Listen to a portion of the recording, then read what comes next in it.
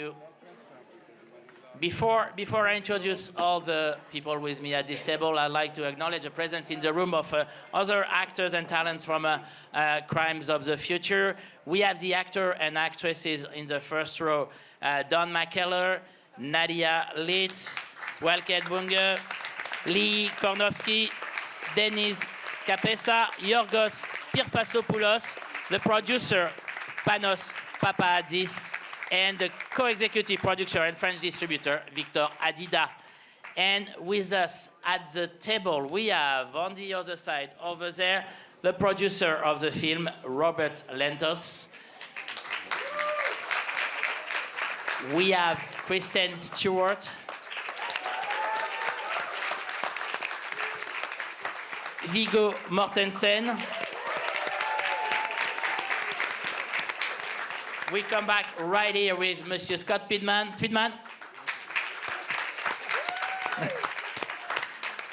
Léa Seydoux.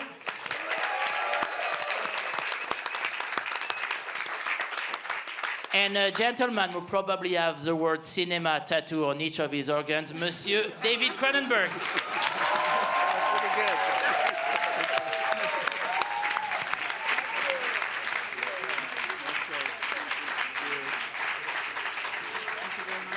We have a lot of questions, so I'm going to open the floor to questioning in a minute, but I want to start with you, Monsieur Cronenberg.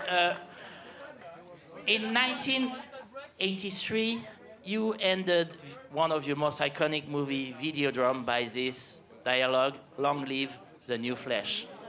So almost 40 years later, you're coming back to the new flesh. Why is that? Is it a continuation? Is it something you wanted to talk about, or you've seen the evolution in the real world of what you announced? You're visionary, monsieur. So why is it coming back? Yeah, it's all accidental. It's not like I have an agenda of discussing anything particularly, really. In each case, each film is a separate entity, and I know the films will connect, and I know many people see things in Crimes of the Future that they see in other films like Videodrome and Existence. But when I was writing this script, I'm not thinking about those other films at all. I know that there will be connections because it's coming from my own, nervous system. But and when I'm making the film, I'm only thinking about this film as an entity on its own. I'm not really thinking about other films at all or references to other films, even though I know those connections will be there. But creatively, they don't really give me anything, So when I'm working with Viggo, Léa, Kristen, Scott, where I'm just looking at the actors, trying to make them good, trying desperately to get a performance out of them, and using any weaponry at my... No, okay. So this is an old rap that Viggo and I had long ago about how I have to be cruel to my actors. But actually...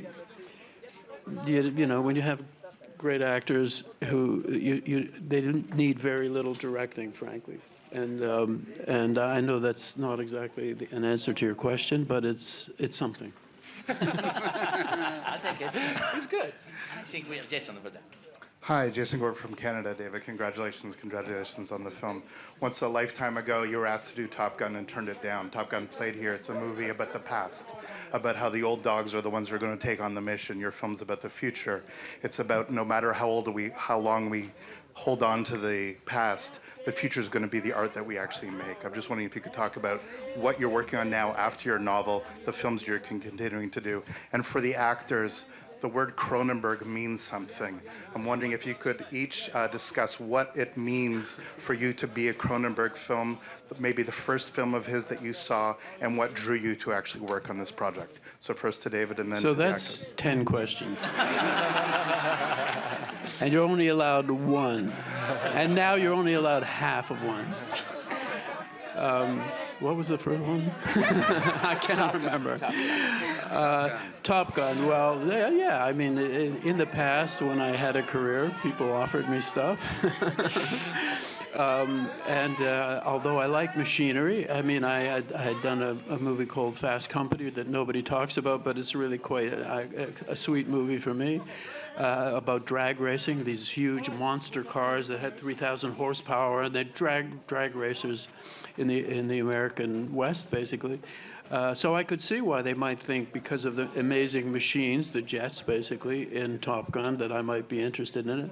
But it was just not a project. You know, for 2 hours to watch the movie, great. For 2 years to make the movie, not for me.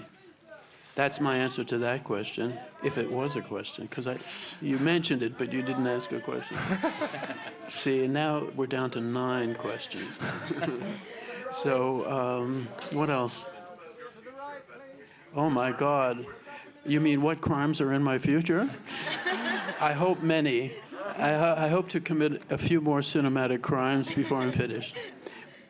Let's leave it at that. And for the actors, the name Cronenberg, what does it mean for you? Want to start? Well, for me, just as a Canadian, yeah, there's certain directors on the list that I wanted to work with, and you had made a movie in a little while, and that was just a bucket list director for me. So I've always wanted to work with him, and probably The Fly was the movie that blew my mind as a kid. Can I do it in French? Oui. Merci. Alors, si, ça commence bien. I'm not starting out very well. Pour moi, c'est Well, for me, David une icône du cinéma. is a real emblem of the cinema. I've always been attracted to directors who've created a film language of their own. For me, David has indeed created his own style. I was attracted to David's world because I wanted to belong to this universe.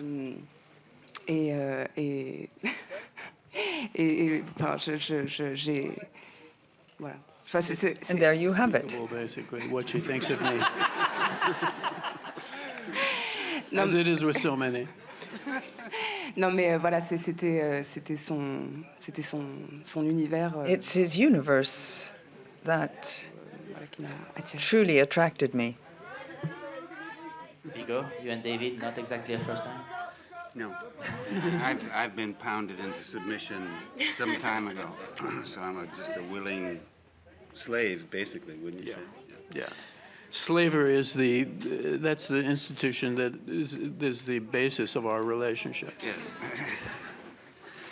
No, it's from the first time we met, I appreciated his sense of humor.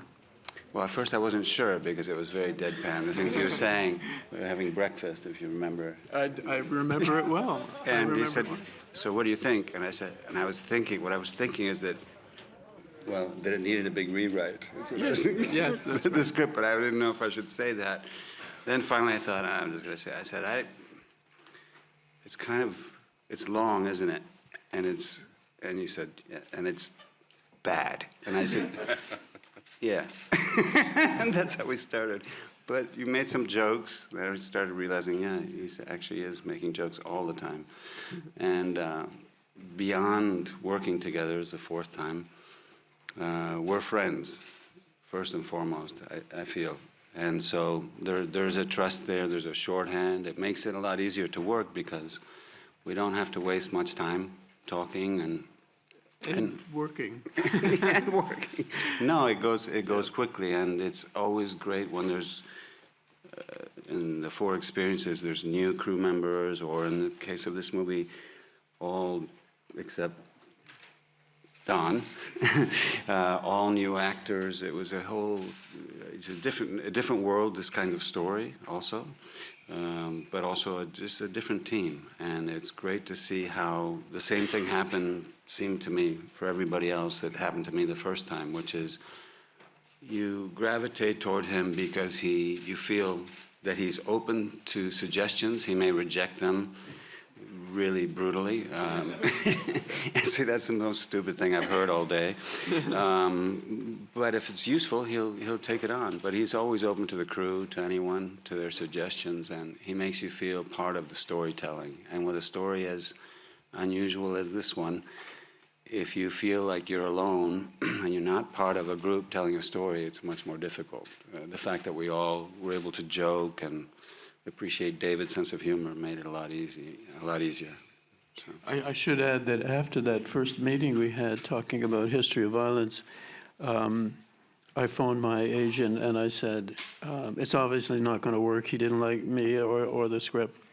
And he said, oh, no, but he's agreed to do the movie. I thought, what? So I thought there was a little misunderstanding. No, it was based on your jokes. Yeah, The script was like crap, but but the jokes were good. Kristen? Oh, going last really gets your heart going. Honestly, it's like pounding. I think I actually know the first movie of David's that I watched was Crash, and I was like probably too young to watch it, but I'm really glad that I did. I felt like I was going to get in trouble, which is why I loved it, and didn't understand it at all, and have sort of unpacked. Who knows? Maybe that was a really formative experience, and yeah. Anyway, so it's funny. Everyone loves to talk about. I find that people talk about how that some of his movies are difficult to watch, and it's fun to talk about people walking out of Ken screenings. Every single gaping, bleeding, sort of pulsing, weird image, every bit of hurt, every bruise in his movies, it makes my mouth open. Like you want to lean towards it. It just never repulses me ever. And so I just think that everything about what he does, and this could be dead wrong, but the way I feel it is through just really visceral desire. And that's the only reason we're alive. We're little pleasure sacks. And it's just so honest, and always in a way that allows you to zoom out on the world that we live in, and that's hard to do sometimes. And yeah, I don't know, especially this one. I spoke to him on the phone before before he decided to put me in his movie miraculously. And I was like, I have no idea what this movie's about, but I'm so curious, and maybe making this movie, we can figure it out. And I was like, I'm sure you know what it's about, but we spent every single day after work, all the actors being like, what the fuck are we doing? But then I watched the movie last night, and I was like, it's so crystal clear to me. It is David. It's so exposing, and it does feel like you're hacking up organs when you make something. And if it doesn't feel that way, it's not worth it. And I love his movies, and I can't believe I'm here. So, Robert, if I may add, you know each other for a long time now. How is it to produce Monsieur Cronenberg? How is it to produce a film by Monsieur Cronenberg? How did this project? Yeah, usually. Well, we've known each other for a long time. In fact, we ran into each other on the Croisette back, I think, in 1974. Basically, we're both homeless. But we didn't get to work together until Crash. Probably because there was no other producer in the world who would make Crash. So that was like last resort. And then that was, for me, one of the most memorable. For me, it was formative. For me, it was also formative in a different way. It was an incredibly, it was an extremely memorable experience. And so thereafter, our paths have crossed repeatedly. Plus, we're neighbors. We live about a block apart. So we have no choice but to cross paths all the time. All right, so I think we have Rodrigo. Question here from... Hello? Yeah. Question here from Brazil, Rodrigo Fonseca from G-Show. I have two questions. Mr. Cronenberg, could you throw a few words about the creative process with Howard Shore? And the second question is, the second is for you and Mr. Mortensen. I feel that two concepts, death and aging, surround the culture of surgery. What do these two words, death and aging, represent for the creation of this universe? Could you throw a few words about it? Death and aging. Death and Death aging? and aging, yes. I have never heard those words before. I don't allow myself to think those words. Ever since my 75th birthday. I'm actually older than the Cannes Film Festival. I want you to know that. Well, I mean, to talk about the creative process is a huge, you'd be here 5 hours from now and I'd still be talking. So it would have to be a more specific question than that. And death and aging, well, I mean, it's in every film, not just my film, it's in every film. When as soon as you take a photograph, the photograph is of aging immediately. And after aging, death. So, it's everywhere. I mean, to me, what you see in the movie, body is reality. I'm serious about that. That is, for me, that's actually literal truth. It's physics and physiology. That what we take to be reality is only a function of our physiology, the way our eyes work, our nose works, and mouth work. So that means if body is what we are, then we are facing aging and death, and that's, as soon as you take a photograph, that's what you photograph. You know, as soon as you look at a photograph that you took yesterday, what is it telling you? Well, if it's me, it's saying aging and death. Does that answer your question? What was your question? I'm sorry. Yeah. Death, what about it? Okay, we'll stay with the subject. Well, you know, that's one of the things that I think I see eye to eye with David about, which is that, you know, we have this time, as long as it is, and none of us know exactly how long it is for each of us, to do things. And, you know, there's nothing wrong with being irritated about the fact that the aging, death, to me, as a little kid, I used to wake up, you know, my earliest memories are waking up and going, and then just getting up and starting running around and doing things. You know, time is short. I always felt I resented it. You know, when I asked my mother, how does this work? You know, because somebody died in the family. Does that mean you're going to die? And she said, we don't have to talk about that. I said, no, I want to talk about it. I want to know. And she finally admitted that eventually, but not now, a long time from now. I said, how do you know? She goes, well, I just know. I'm like, okay. I said, so I'm going to die too? And she goes, let's talk about something else. I'm like, no, I want to know. So once I realized that was so, it's a motivating thing for me. And sometimes I get irritated about it, or I'm annoyed if my body doesn't respond the way it used to. As people die around me, or people I know, family.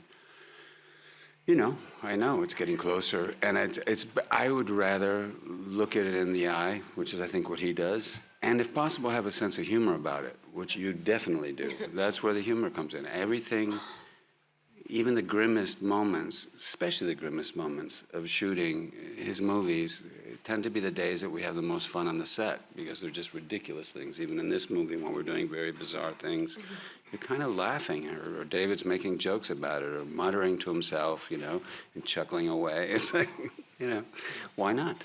Why not? So make the most of it, really, is basically. That was such a downer of a question. I tried to pick it up. Yeah, I know. You tried to lighten it up. By the way, my mother said the same thing to me as your mother did. What'd she say? She said, yeah, we're all going to die, but it's not going to happen for a really long time. Did you say, how do you know? I actually didn't say, how do you know? I thought that was an acceptable answer. I didn't accept it. I was like, yeah, nah. well, see, that's the difference between it. All right, we have a question right here. Anthony D'Alessandro from Deadline Hollywood. Mr. Cronenberg, can you talk about the greater social commentary of the film? I mean, here we have these people, they want to kind of have their own rights and do what they want on their bodies in the face of this state. And the film's getting released at a very interesting time when Roe versus Wade is in jeopardy. Can you talk about that? Yeah. It certainly does address, in a not obviously political way, the question of who owns whose body, you know. And speaking of slavery, I own Vigo's. But other than that, you know, I did write it 20 years ago, but you could feel. I mean, even then, you could sort of feel that this was coming. This kind of an oppressive ownership of and control. It's a constant in history that somewhere in the world there's some government that wants to control its population. And that means, once again, body is reality. What do you control? You control people's bodies. That includes speaking. That includes expressing yourself. That includes your brain. That's still your body. So, yes, I mean, in Canada, I have to say, and I've said this recently, we think everybody in the U.S. is completely insane. You know, we think the U.S. has gone completely bananas, and cannot believe that elected officials are saying the things that they're saying there, not just about Roe versus Wade, but everything else. So it is strange times. You know, we think, you know, talking about Putin and the invasion of Ukraine, but then just south of our border in Canada, we feel some vibrations that are weirdly similar. and coming from a different perspective. But so now the movie is not overtly political, but to me, all art is political, innately political, in that it is an expression of culture, of context, of intellect, of a very specific language, and so in that sense, it is political, whether the creator of the work is conscious of it or not. Just to follow up on that, if you don't mind, the plastic part of the movie. Can we see it also as a comment on climate change and all the consequences of that? Sorry, say that last The plastic part Yes. of the movie. Could we see it as a comment on climate change and this kind of stuff? Well, I'm happy to say that these are all glass bottles, but this is very plastic. Yeah, I mean, 20 years ago, nobody was talking about microplastics, and now every 5 days you have another microplastics revelation, like the fact that we have microplastics now found in the bloodstream of many people, and the awareness that about 80% of the people on Earth have microplastics as part of their flesh. So the movie, even though as I say, it was written before that particular word and concept was popular, it is posing perhaps it's a satirical suggestion, which is, instead of thinking that to save the Earth we have to stop production of plastics, clean the plastics out of the ocean, clean the microplastics out of the bodies of billions and billions of people, because that doesn't seem very possible. The alternative is that we embrace plastic, that we love it, we enjoy it, we eat it, we find a way to use it as food. It would solve the problems of famine all around the world, and it's sort of a it's a kind of Jonathan Swift modest proposal, satirical suggestion, but at the same time, there's some reality to it, because recently I just was reading about scientists who are trying to make an edible plastic that will provide nourishment and protein, because there are bacteria on Earth, and these are single-celled animals, but they are animals that can eat plastic and live on it and function with it. So if it's possible on that level, then it's possible on a human level. So that is one of the that's one of the proposals of the movie. We have the lady in the second row over there. Hello, my name is Yael Khan. I'm a journalist for the News 24 channel LN24. I think you have been thinking making such a film for a long time. So is it the most intimate film you have made? And if so, what were your inspirations? And for the actors, how did David Cronenberg lead you on this film? The most intimate film. Well, honestly, I think all of my films are incredibly intimate. I mean, once again, I hate to, pound it again, but body is reality. What you film most as a filmmaker is the human body. I mean, that's what I photograph. Almost every shot is of the human body. That's what you're working with. You are discussing the human condition on the level of the human body, and there's nothing more intimate than a close-up. So to me, all of my films are incredibly intimate. I don't feel distance from them. How the audience feels about the intimacy of it is a separate thing. But for me, that's it. That's why you need wonderful actors who are really not afraid. These actors were not afraid, and that's what you want as a director. And it's because you are asking for a lot from them. You are asking for an incredible intimacy. The rest of the question was for the direction. The No, inspirations. The inspiration for this? There's no. I don't remember. I mean, when I read the script again, when Mr. Lantos said to me, well, you should read your old script, and I said, why? I don't even remember it. I really didn't. So I did read it, and then it was like reading a script by somebody else. It was like a script that somebody else wrote. A good one, I thought. Hey, it's actually not bad. It's actually not bad. But and that's often the case when you direct. You are really. It doesn't matter who wrote the script ultimately, because the problems are the same whether it's yours or somebody else's. You know, it's to try to make it come alive, make sure that the dialogue really works, the visuals enhance the dialogue. Those problems are universal, so it doesn't really matter where it came from. That was a part of the question for the actors. How does David direct you? How does he direct us? Yeah. Well, I mean, what I loved is I don't think he ever said no to anything I did, which is very rare. And he gave you a bunch of space to do whatever you want and try stuff. And also, he doesn't really do a shot list. So we rehearse, and then he finds the scene throughout that, and he's not too precious about everything, which gives you a lot of freedom, a lot of bravery to keep going further, which I love. And that's rare, very rare.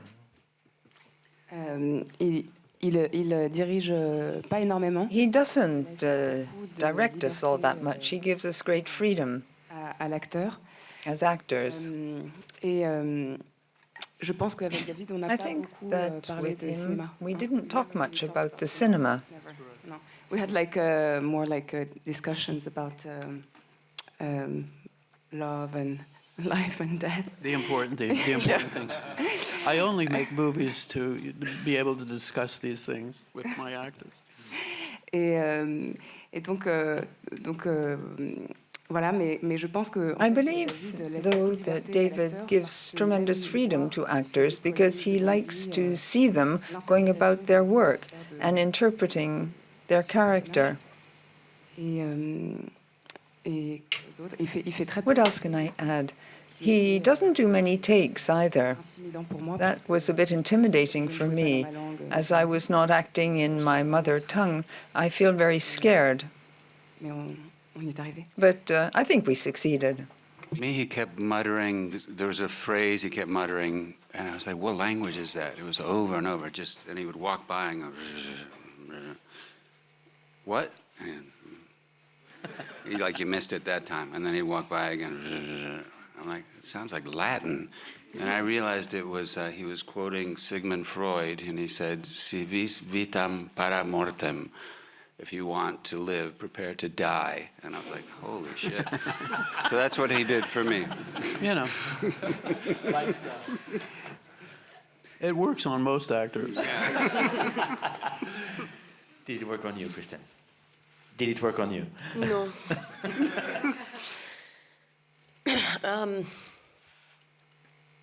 I don't think we did more than 2 takes of anything. And so if you don't stand on your tiptoes at every moment, you just feel so incredibly at attention all the time, which is a really nice way to be. There's no sort of like, there's no wasted space, time, energy, temperature. You just share this sort of, I don't know, friction, if that's what the scene requires, or a sort of just like balls to the wall, like you better go because you have 2 takes and this is your only shot.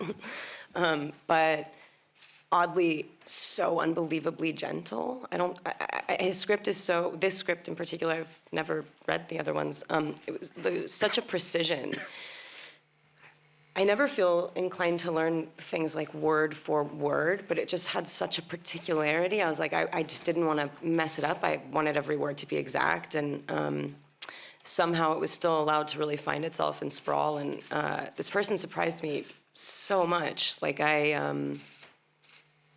this is not the first time this has been said, and I hope this isn't totally embarrassingly cliche, but like, to laugh at a funeral, it's not just out of discomfort. There's like, there's such an immense capacity for joy.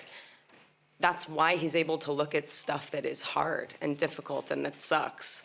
And like, you know, all of those always feel sort of like the ratio is equal. And there's just such, like, I feel like when we said his words, he was tickled. He would like come to set just sort of like chuckling, and that is it's such a contagious, beautiful feeling. Like, you're like, okay, well, I think that went well. We're talking about some pretty fucked up shit, but he loves it. Yeah. This one time, because sometimes you don't know, you're like, was that okay? We only did it one time, and that ultimately we found out that was the way to go. But like, this one time he came in and went, well, that was just an incredible first fucking take. And I was like, oh my God, that's the most he's ever said about anything I've done in this whole thing. And I think I did, Office, right? yeah, I did a mental backflip. I was like, Vigo! Yeah. I remember which shot that was. Before we conclude the press con, just one quick question to you, Vigo. At the very end of the film, the tear that you have, the crying that you have at the very end of the film, was that something you planned or was it improv? It was So something beautiful. David planned.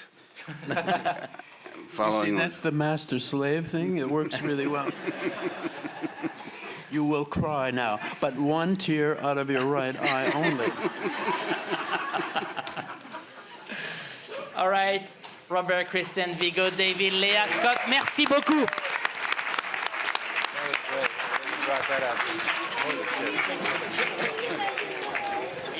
I remember that moment. That was really.